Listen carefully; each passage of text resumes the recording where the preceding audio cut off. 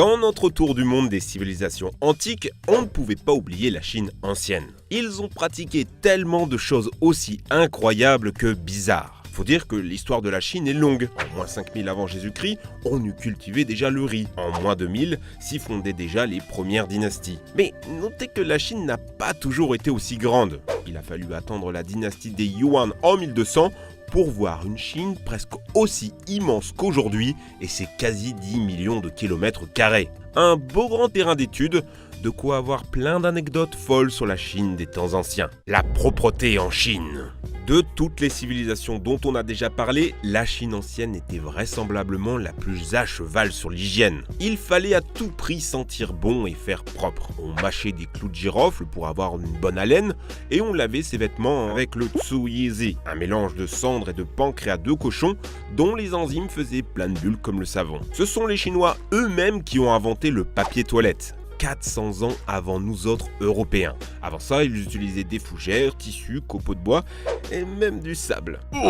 L'invention du PQ, ça avait choqué tout le monde. Les Arabes trouvaient ça absolument dégoûtant. Ils ne font pas attention à la propreté et ils ne se lavent pas à l'eau quand ils font le nécessaire. Mais ils ne s'essuient qu'avec du papier. L'hygiène, c'est beaucoup une question de perception. On avait vu qu'en ancienne Égypte et Rome antique, on utilisait l'urine partout de façon quotidienne. Et ben c'est encore plus poussé en Chine. On s'en enduisait sous les aisselles pour s'en servir comme déodorant. On l'utilisait en lotion sur la peau. On la buvait pour arrêter les mal de tête et chaque urine avait son utilité.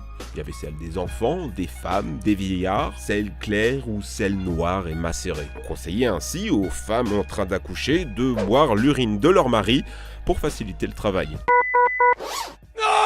On était si accro à l'urine médicinale qu'on faisait de l'urine bouillie et séchée en cristaux pour former des pierres d'automne, soi-disant des concentrés d'hormones sexuelles. Ouais. On nous rapporte aussi la recette du Tang-Tzu-Dan, littéralement les œufs cuits dans l'urine d'un jeune garçon. Et c'est exactement ce que vous croyez. Et le pire, c'est que c'est encore pratiqué. On récupère l'urine dans les écoles et on vous vend ça dans la rue. Ça donne du goût et ça serait bon pour la santé. Mais tout ça, ce n'est rien à côté de la soupe jaune. Un remède contre la diarrhée qui consiste à boire des excréments fermentés. Je précise, des excréments de personnes en bonne santé. Ça a l'air infâme comme ça, mais c'est plutôt intelligent. À l'hôpital, aujourd'hui, ça existe encore. Ça s'appelle la bactériothérapie fécale. Et ça permet de reconstituer une flore intestinale fonctionnelle. Comme quoi, faut pas juger trop vite. Un repas de senior. Les étrangetés de la médecine chinoise. Car oui, s'il y a bien un peuple ancien qui ne se sera jamais autant préoccupé de sa santé, c'est bel et bien les Chinois. Et ils en avaient des soucis de santé. Le premier, c'est la variole, une maladie mortelle qui défigure les survivants. Pour lutter contre celle-ci, les Chinois ont ni plus ni moins qu'inventé l'ancêtre des vaccins. La variolisation consistait à broyer les pustules purulentes d'un malade et souffler cette petite mixture dans le nez d'un enfant.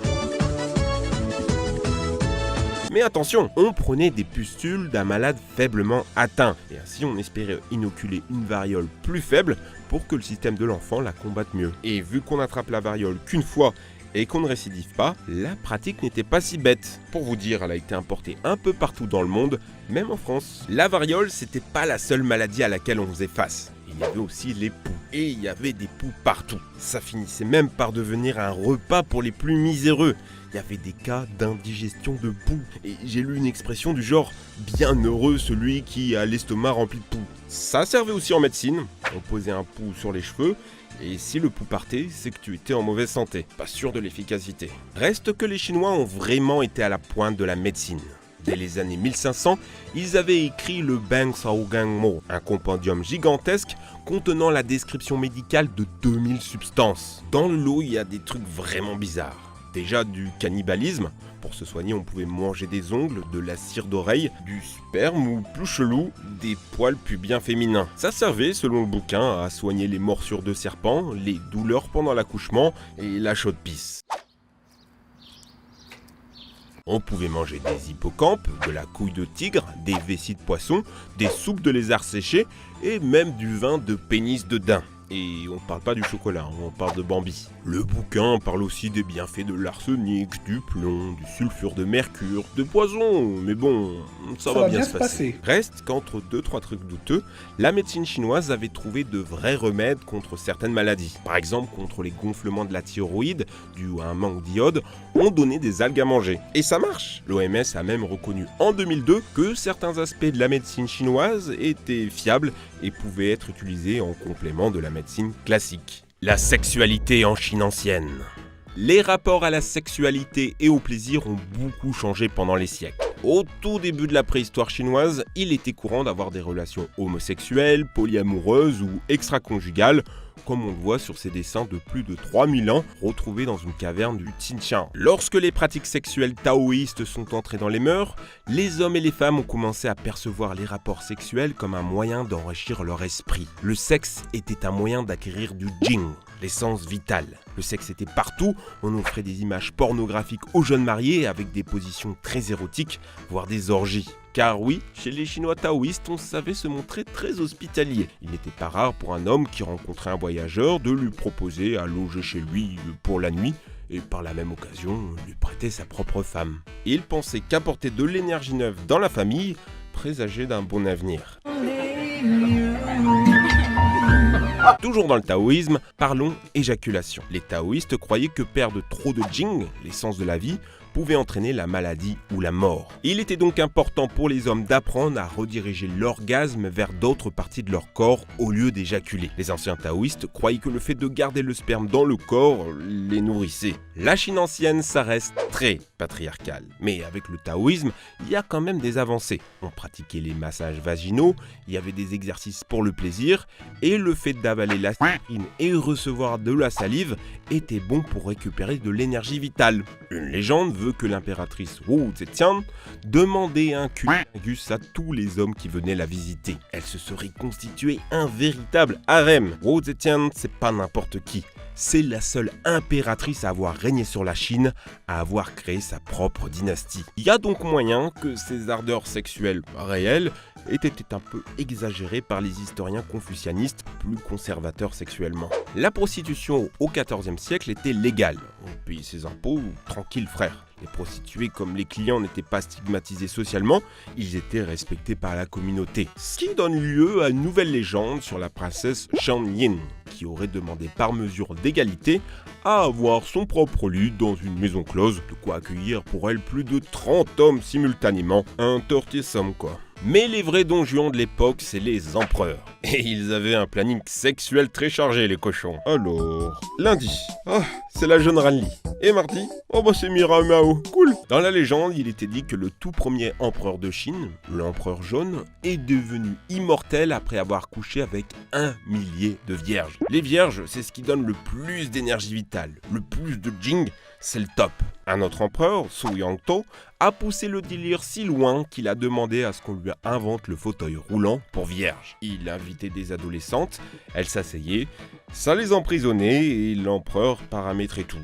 La hauteur, l'écartement des jambes, tout pour faire ces petits bails bien glauques. La fête va durer jusqu'en 1644, date à laquelle les Mandchous s'installent à Pékin pour y imposer un puritanisme ultra rigoureux, encore plus que les Confucéens. Comment être belle en Chine ?